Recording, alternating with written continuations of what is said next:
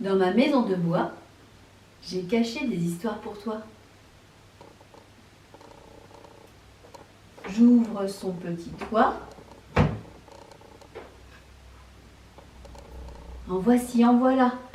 Écoute et envole-toi.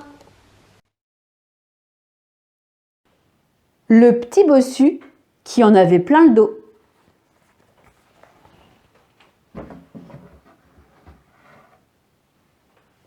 C'est l'histoire d'un petit gars.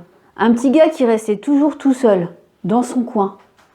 Même à la récré, quand les autres enfants couraient, jouaient, criaient, eh bien lui, il restait tout seul. Vous savez pourquoi?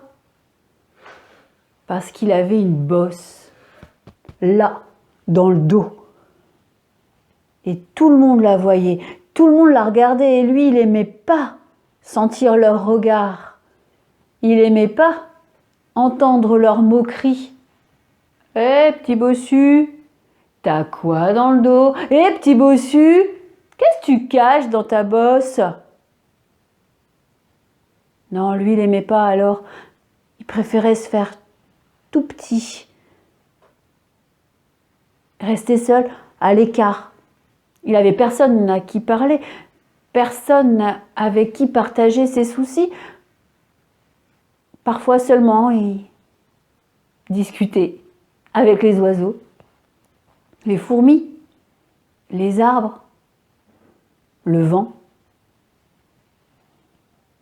Un jour, alors qu'il traversait la cour, il y a deux grands qui se sont approchés. « Hé, petit bossu, qu'est-ce que t'as dans le dos, hé, petit bossu? Qu'est-ce que tu caches dans ta bosse ?» Et il y en a un qui l'a poussé d'un côté, et l'autre, il l'a poussé de l'autre côté. Et comme ci, et comme ça, comme ci, comme ça, ils l'ont poussé, bousculé. La tête de petit bossu, elle tournait. Son cœur s'est mis à chavirer et il est tombé. Il est tombé en plein sur sa bosse de malheur. On entend du crac. Sa bosse, elle s'est fissurée. Elle s'est ouverte. Dedans, il y avait deux ailes. Deux grandes ailes qui se sont déployées. Et petit bossu, il s'est envolé. Une fois dans le ciel, il a crié « Ras-le-bol de vos moqueries. Moi, je m'en vais au pays des enfants qui volent. » Quand les oiseaux, ils ont vu ça, ils se sont dit que le petit bossu, il avait bien raison. Alors, tous les oiseaux se sont envolés derrière le petit bossu. Ah bah oui, mais quand les arbres, ils ont vu ça, ils ont crié « Hé, les oiseaux, vous allez où comme ça? Nous, on va s'ennuyer sans vos chansons et vos nids. » Les oiseaux, ils ont répondu « C'est le petit bossu qui en a ras-le-bol. Nous, on le suit au pays des enfants qui volent. » Alors les arbres, pouf, pouf, pouf, pouf, ils se sont déracinés, pouf, pouf, et ils se sont envolés à la suite des oiseaux. Oui, mais quand les fleurs, elles ont vu ça, elles ont crié « Hé, les arbres, vous allez où comme ça? Nous, on va se faner sans l'ombre de vos feuillages. » Les arbres, ils ont répondu « C'est le petit bossu qui en a ras-le-bol, nous, on le suit au pays des enfants qui volent. »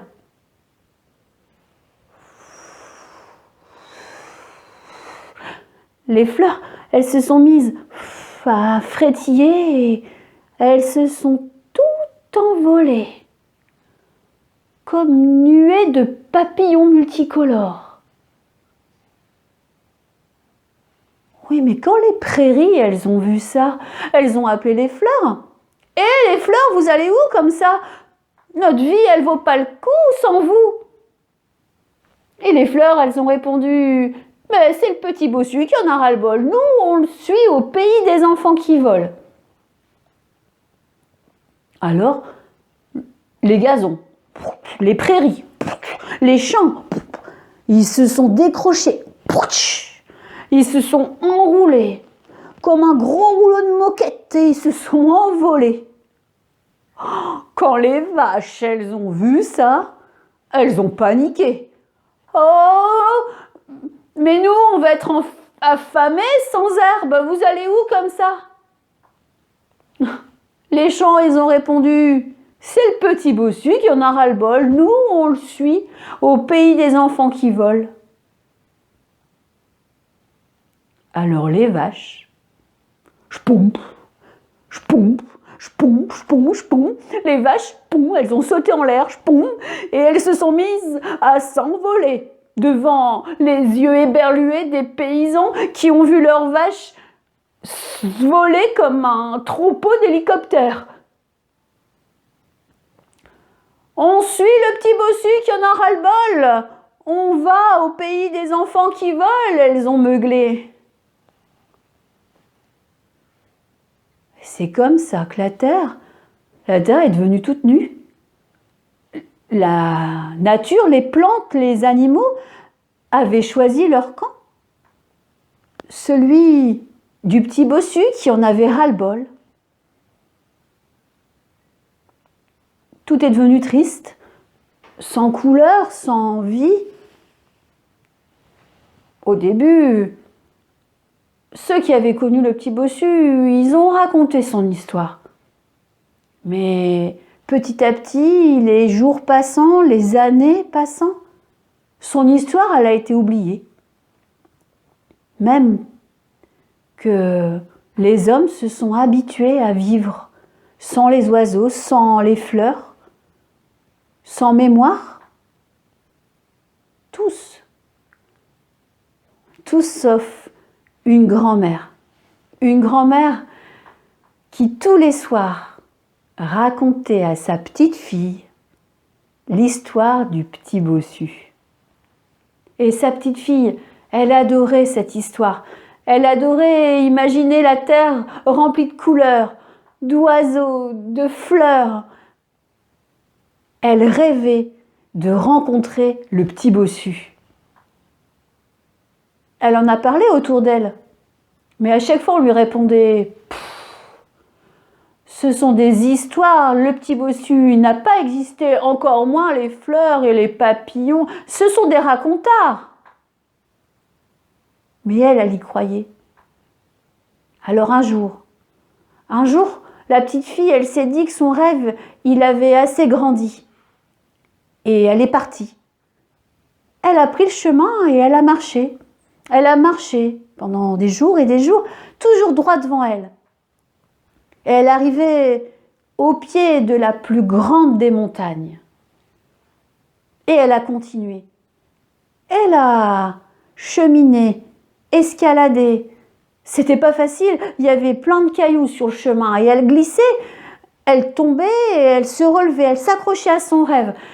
Et elle continuait encore et encore à grimper sur cette montagne. Si bien que elle est arrivée à son sommet, tout en haut. Je ne sais pas si c'était là le pays des enfants qui volent, mais en tout cas, là-haut, elle a trouvé un passage. Il y avait comme une fissure devant ses pieds. Elle s'est faufilée, elle est dégringolée pour se retrouver à quatre pattes, nez à nez avec des vaches, des vraies vaches qui broutaient de l'herbe dans des grandes prairies remplies de fleurs. Au milieu, il y avait des arbres, et dans les arbres, il y avait des nids, et dans les nids, il y avait des oisillons qui gazouillaient. C'était magnifique. La petite fille, elle a entendu des pas derrière elle, elle s'est retournée, et là, elle a vu un drôle de bonhomme. Un bonhomme qui avait une bosse dans le dos. Il lui a dit « Bonjour, que fais-tu là ?» La petite fille, elle a souri, elle a dit je viens chercher le petit bossu. Eh ben, c'est pas trop tôt, il a répondu. C'est moi le petit bossu. Et la petite fille, elle l'a pris par la main. Tous les deux, ils sont sortis de la montagne. Et plus ils marchaient, plus les couleurs réapparaissaient. Sous chacun de leurs pas, tout refleurissait. Et puis derrière eux, il y avait les animaux qui les suivaient. C'était magnifique. C'était comme une grande parade. Et ils sont arrivés comme ça, jusqu'au village. Tous les gens sont sortis de leur maison, éberlués de voir toute cette couleur éclater. Ils ont entouré le vieil homme à la bosse dans le dos et la petite fille.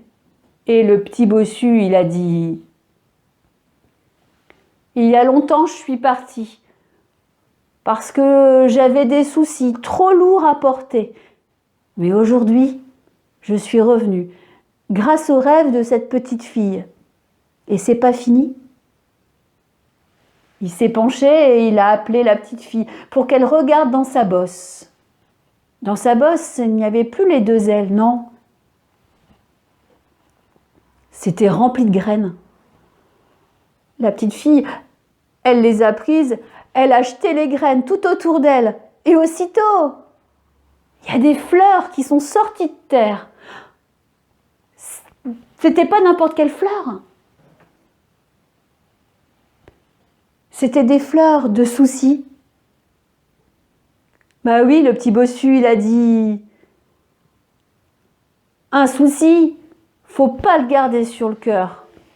Non, il faut le planter dans la terre pour en faire pousser des fleurs et des vœux de bonheur. » Je referme le petit toit. Mes histoires restent bien au chaud dans la maison de bois. Mais elles reviendront demain pour s'envoler à nouveau avec toi.